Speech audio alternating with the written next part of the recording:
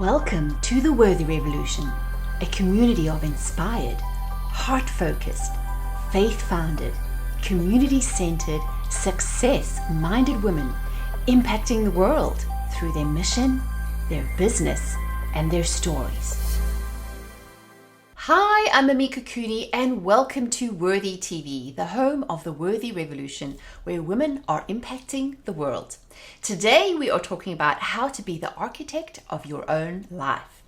As a successful and prolific architect, Karen Otis has explored creative methods and blazed a trail to go beyond the practice of architecture. Through her book, Be the Architect of Your Life, Design, Build, and Start Living a Life Inspired, and individual life coaching, Karen helps people take the 8-step creative method used in architecture to find direction and fluidity to spiritually awaken their souls. Her architectural method is perfect for people going through a life change, empty nesters, divorcees, graduation, re-entering the workplace, and the midlife crisis. So Karen is going to share her 8-step process with us today. So welcome to Worthy TV. I'm so excited to have you with us today, Karen. Hi, nice to see you. Well, I'm very curious about what this whole process is. But before we get into the 8-step process, and you're going to give us some really good, juicy information, give us a little bit of a backstory. Like, why did you go from architect to doing what you're doing now? Right. It does sound weird, doesn't it? I mean, people often say, what in the world does architecture have to do with life coaching? So I've been an architect for 25 years, love the whole process. And in 1999, my personal life took a huge tumble. I found out about my husband's affair, and everything just, it was like the rug was pulled out from under me. So after that, I kind of tried everything to put the pieces back together. I had all the self-help books you can think of. I was, the queen of going to therapy and did a lot of soul searching, but no matter what I did, I could not get my personal life sort of back on track. So I think it initially started really subconsciously, but I think like an architect. I sometimes say it's like you get these spectacles, you know what I mean? That you get these spectacles that you see life through. So about maybe 10 years into trying to get my life on track, I started doing something interesting. I took the 8 steps that I do when I design any building or any space. I go through these 8 steps. I took those and I applied them to my life build. And that made all the difference in the world. So I took really what I knew best and I started applying it to my life, making decisions just like I would in designing a building. And that's how it all came about. And the result was pretty phenomenal. And then I started helping other people do the same. Well, that's awesome. So you kind of basically took who you are and what you were already, because I think that's a huge thing, especially with us women. We think we have to be what somebody else is. Like, oh, well, she's doing that, maybe I should try that, and you try to wear it. It's kind of like a saying I love to say is trying to have someone else's success is like trying to wear their shoes, ill-fitting and just not my style. Okay. It's like, completely. It just doesn't work, right? So the thought process you had there as an architect. Now, for me, I've been curious about architecture because my dad is an architect. But walk us through a little bit of the steps. Like, how does that relate to life? Like, how do the 8 steps relate? Okay, so it's interesting. It's not, a lot of people use architecture or homes as like a metaphor to the different parts of your life. That's not what I do. Instead, what I do is the way you go into the creative design process is a different way of thinking that in most cases our Western culture does not value. So when I begin a project, it's all about keeping the left brain kind of on the side and really engaging the right brain and the creativity and intuition. Because we all have creativity. I know people think they don't, but they do. We all were coloring when we were young kids, right? It's all in us. And it's really connected to intuition. And if you really engage that in the design, then what I like to say is the building that gets created has a soul. It's not this kind of dead, empty, vacant space. It has life to it. It has a soul. So what I do in architecture is really reinforce that creative, intuitive thinking. And I go through the steps, making decisions by using that. And not until the very end, till we start construction documents, do you really pull in that left brain and say, okay, now what are the concrete steps, and what is every little detail that a contractor needs to build this? So it's the merging of those two, but bringing them in at the right time that really creates the building that has that inspiration, and in the same way, a life that has that inspiration. Mm-hmm. I love that, because it's kind of like, if you think about it's a blueprint, right? Excuse the pun. Right. It pretty much, it's so funny because I talk about this in my own coaching with my clients, is that building a brand, building a business, building your life has to start with the right foundation, right? Mm-hmm. So you can't put the windows up until you have the foundation. But I think for us women, we kind of get ahead of ourselves. We're trying to jump ahead and throw spaghetti at a wall and kind of do a little bit here. And then we kind of wonder why we have holes, like a leaky bucket. So what would you say is that when you take that process, give us a quick rundown of what the 8 steps are, and then we can kind of delve into that. Okay, so let me give you one concept first, kind of overriding concept. It'll make the 8 steps more understandable. The key really is not to jump in to your construction document. Don't jump in making the concrete decisions yet, because you're going to make them with your left brain. You're going to make them based on a different way of thinking than what we're trying to do here. Okay, so you need to hold off on that, do the other work that's going to bring those passions to the surface, and then make your concrete construction document. So the first step is site study. How I compare that in architecture is I go to the site, I look at what's there, what are the amazing things I want to enhance, like let's say an ocean view. What are things I need to mitigate that are not that great? Maybe there is a home right next door and we need to create some privacy or shielding from that. So to relate that to a life build, I work with people to look at what is their site. So what that means is, what are things there that are permanent that you really want to enhance? What things are important in your life that you want? But more importantly, what things do you think are permanent that actually are not? And that's really where a lot of people get stuck. They think that the area that they live in, that they must stay in that home, they must stay in that city, and it's really holding them back, keeping them stuck. Or it might be they cannot leave the job that they have for a variety of reasons, yet it might be what is making them truly miserable, or at least not living up to their exciting potential and what their passion is. So that's an example of the first step. I compare that to a project I did years ago. There was a pool in the center of this project, and the client wanted to expand and remodel and add on. The pool was dilapidated, but they wanted to have a pool, and they thought they wanted to keep that pool. No matter what I did, I could not get the design to just flow. Nothing was quite working. And so I had to stop and look at it and think, for the moment, let's imagine getting rid of the pool, because it's going to need work anyway. It's going to need to be, brought up to code and made beautiful again, and because it is falling apart. So in terms of the budget, it makes sense. Let's imagine getting rid of it, thinking it is not permanent. And everything changed, and the whole design worked and flowed, and there was continuity and cohesiveness to that design. So that's an example of one of the steps.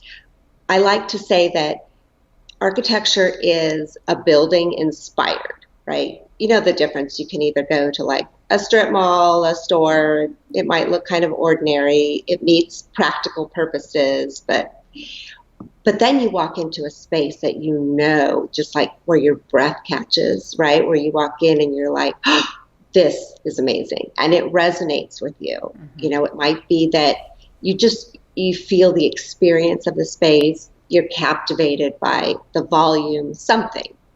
In the same way, our lives can be mundane. They can meet our practical needs. We can live kind of at this level, or we can add that inspiration and bring it to what I call a life inspired, right? And you're living it up here where you know your passion, your purpose, and you are building your life around that. Mm-hmm. So that's the difference. And architecture really does the same thing. It takes, the mundane and makes it extraordinary. So it's making something beautiful out of something that, like a plain space, or whether it's Yes. nothing is there and we imagine. And what I think that we have to highlight is what you mentioned about flow. And I think us women as well, we have a particular problem with this, is we're trying to make things fit. Like, you know, these houses, these shows you see, they try to do like flip the houses. And sometimes Yes. the layout of the house just ain't working. It's just, Exactly. no matter what you do, if you've got that thorn in your side and you're trying to band-aid and do a little dance around it, maybe it's something that you're trying to keep. Example, like for myself, for my own business, there were certain parts to my brand that just were not a good fit for me, but I kind of felt because I had done something with them before, or maybe in the past they had shown some success, I was kind of scared to give it up. But it's Right. like, and you have that sort of angst, right? That uncomfortable, like something isn't working, but then when you let it go, you're like, oh, I can breathe now, right? Right, exactly. Those were things on your site that needed to be demolished, right? To move out, to make room for something new. Exactly, So. and I love that. So it's kind of like ditch the pool, right? If the pool isn't going to bring you any joy, you've outgrown it. It worked for yesteryear, but it's not working anymore. We need to move forward. So give us another tip. What was another one that you'd say is another process? So the second one is historical models. So when I'm designing a building, I look at what's been done in the past for that, type of space, right? So it might be a restaurant, what are the things that have worked, exhibition kitchens, et cetera, what are the different things? How have they evolved? We need to do the same with ours, with our life build. So we look at what got you to this place of kind of mundane, feeling in a rut, having that nagging feeling that life isn't spectacular. Where did you go from to get you here? And we need to look at the history to set up our path for the future. So we look at things like, how did you make the decisions to get to the job you're at? I can give you an example. Somebody I worked with recently, it was never a choice for her because she had to kind of go into the family business. It was not ever imposed on her, but it was sort of this understanding that set up this business, you're going to take it over. She never had the opportunity to really dig deep and find out what lit her up. And so here she was 15 years into her career and just realizing that, Mondays were horrible. She hated Monday. Rather than, I live every day loving my day. I mean, I love what I do. It's never work to me. It's a pure joy. Sure, there are the days where you're like, oh my God, this is rough, but that's okay. Deep down, it's a joy. Mm-hmm. And we've got this one life. You got to choose right. You've got to figure out what got you to where you are, correct some of those patterns that you were using that are not working for you in order to rebuild. I love that concept as well. It reminds me of a recent, the TV show, The Prophet, with Marcus Lemonis, where he goes into failing businesses. And it always amazes me when you, like, as the audience, we can see, like, your friends, your family, they know that you're not happy. They can see, but if you've settled, like the one particular show was about a husband and wife who, she was just so used to him talking down at her. She had lost her passion. He wasn't, appreciating her value in the business, and she just gave up. She was like, well, this has been like this for years. How can I expect it any different, right? But it's, as the audience, you're like, can't you see it? We are egging them on, thinking, yes. And then when there's a shift and then a change of thinking, it's amazing what transpires. It's like they blossom.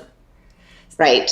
I like to say that a door is not a door is not a door. So what I mean by that is, we're so used to seeing what a door is, right? It's usually rectangular. They're set sizes, 6'8" in height, 3 foot wide. We start to not even see them. And what I like to do, for example, in my work as an architect is that door can be really anything. It just needs to get you from here to there, be possibly able to lock, etc.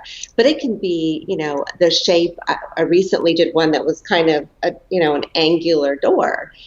There's no reason it can't. The minute you do that, you re-look at a door. You start seeing the door again. So the minute you shift and not assume everything has to be the way it's always been, you really are in the moment, really revitalized and seeing it fresh and new.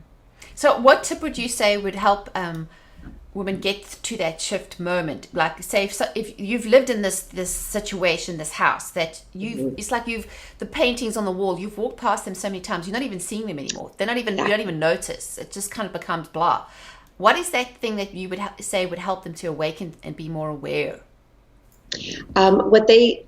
A few things. One is they really need to take stock, take that moment. Either for a lot of the women that I work with, it's having heard me in a talk and really seeing, the transition that can happen. When they hear someone talk about being lit up and passionate about their life, living at that level up here, that starts this internal ache. I think they need to get in touch with themselves to listen to that internal ache. That's the biggest thing.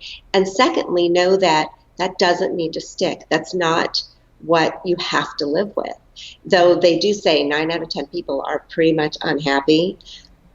If they can see one person that is happy, or they can hear about it and they can tune into that internal ache and decide to change it, that's really the first step that has to happen. And the minute they do that, they're open to hearing and learning new skills to take that leap. Mm-hmm. Definitely. So it's kind of like knowing what it is that admitting that there's an issue and that there has to be addressed is the first thing, and then taking those steps to actually sort of lay it out. Well, for everybody listening this week, Karen has kindly donated to this week's goodie giveaway, which is a copy of her ebook called The Balancing Act, which is valued at $20. So if you want to be the one to win it, you've got to be in it to win it. So make sure to go scroll below the video, enter our raffle copter giveaway. It's only valid for 7 days from the date this interview goes live.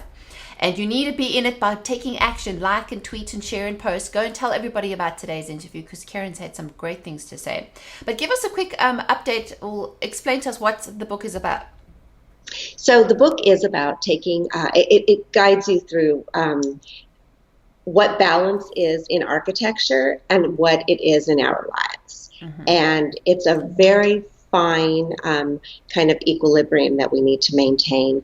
And that's really what the book is about. It gives you examples from Stonehenge to,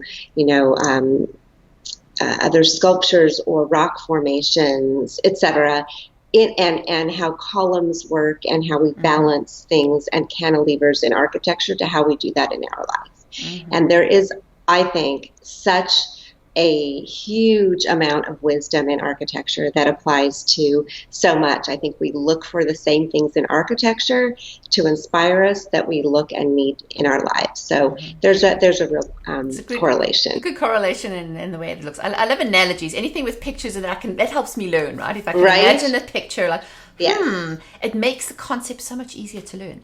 So let's go back to your last tip you're going to share today is tip number 3, but you'll give us a quick rundown of the 8, but let's finish the tip number 3. You said there was one more you wanted to share.